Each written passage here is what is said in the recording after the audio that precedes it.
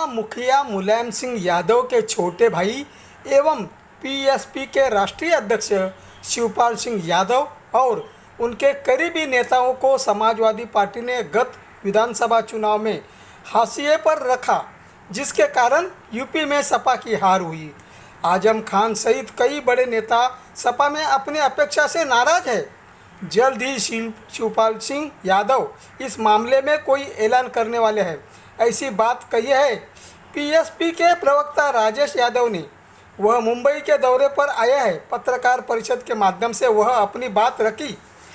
ज्ञान वापी मस्जिद के सर्वे का विरोध करने वालों को भी उन्होंने कोर्ट का आदेश मानने की बात कही है।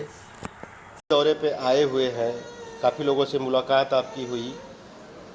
हम लोग जानना चाहते हैं उत्तर प्रदेश समाजवादी पार्टी में जिस तरह से घमासान मचा है, उसको लेकर आपकी क्या प्रतिक्रिया है?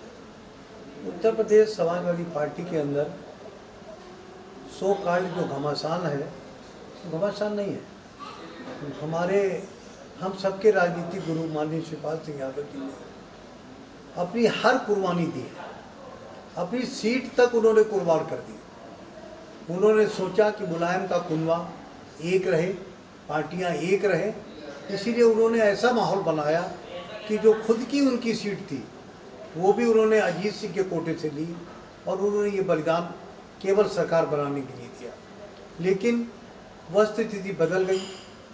जो व्यक्ति अपनी सीट तक खो चुका हुआ, 50 सीट मांग रहे थे शिवपाल सिंह जी, 50 के बाद 30, 30 के बाद 20, 20 के बाद 10 और 5 के बाद 5 नहीं।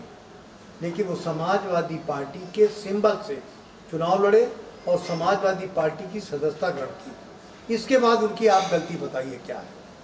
उनकी गलती क्या है? क्योंकि वो समाजवादी है, क्योंकि मुलायम सिंह यादव के भाई हैं, क्योंकि उन्होंने संघर्ष किया है।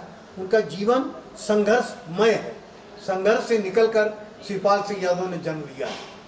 उनका कहना है कि मेरा जीवन, शिवपाल सिंह का जीवन पूरी तरीके से मुलायम सिंह यादव को समर्पित है और रहेगा। जब तक वो जिंदा है तब तक उनके प्रति निष्ठावान रहेंगे और लक्ष्मण की बात, उनके हर बात का उत्तर देंगे, उनकी हर बात मानेंगे। इसलिए जो आपने कहा कि उनको क्या चाहिए, उनको चाहिए कि उनका भतीजा आने वाले दिनों में मुख्यमंत्री बने और उन्होंने इसकी पूरी कोशिश की। आप देख लीजिए, मैं मीडिया कर्मियों से कहना चाहता हूँ, पूरे चैनलों के माध्यम से उन्होंने कहा कि मुझे कुछ नहीं चाहिए और सभी पार्टियों ने, किसी ने 30 सीटें ली, अजीत सिंह के पोते ने कम से कम 60-70 सीटें ली, किसी ने 10 ली, किसी ने 20 ली।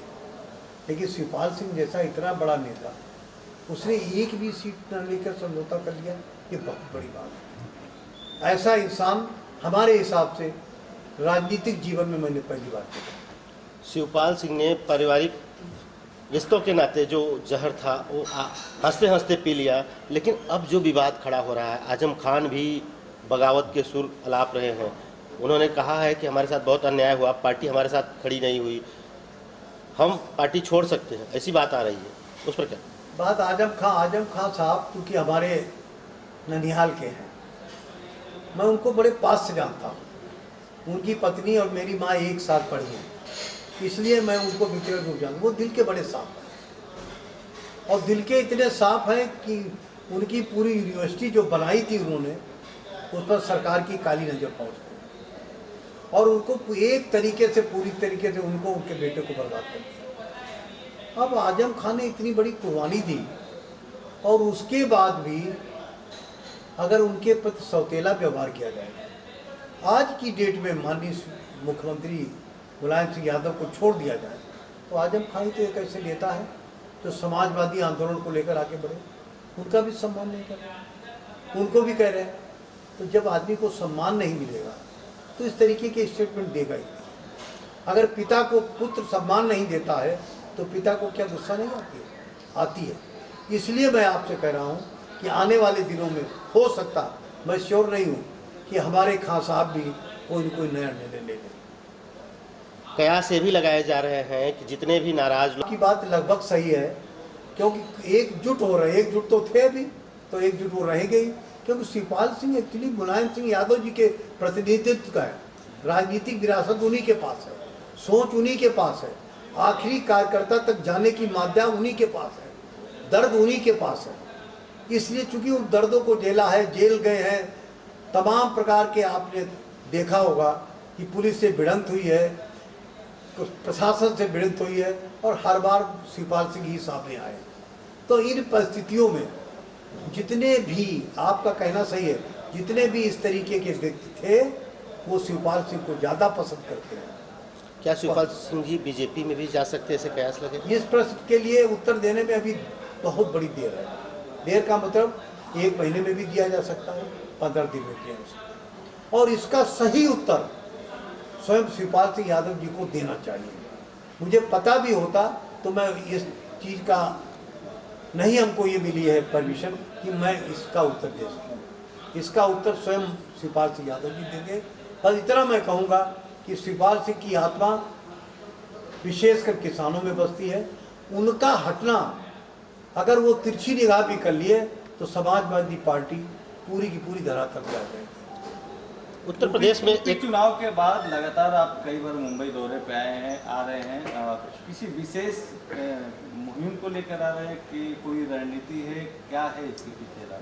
देखिए, समाजवादी पार्टी का थोड़ा बहुत असर मुंबई पे भी। मुंबई के अंदर समाजवादी पार्टी के 8-10 सभासद भी हैं, 2 MLA भी हैं महाराष्ट्र में, तो कहीं न कहीं उनके अंदर भी दर्द है। मैं टटोलने की कोशिश कर रहा हूँ उनका क्या दर्द है, क्या वो उनका स्टेप आगे रहेगा। और मुंबई के एक बड़े होटल व्यवसायी कहिए, उनके पिताजी हमारे यहाँ से शाहबाद से मेंबर ऑफ पार्लियामेंट रहे, और उनकी दर्द को भी हम सुन रहे हैं। होटल मालिक है यहाँ पे मुंबई के अंदर, और हरदोई में भी उनके होटल हैं, तो दर्द उनका भी है। उस दर्द को अगर अखिलेश जी यादव जी अच्छे ढंग से सुन लें तो एकमात्र समाजवादी पार्टी के अंदर वही तो बचे हैं जो प्रदेश के अध्यक्ष भी हैं।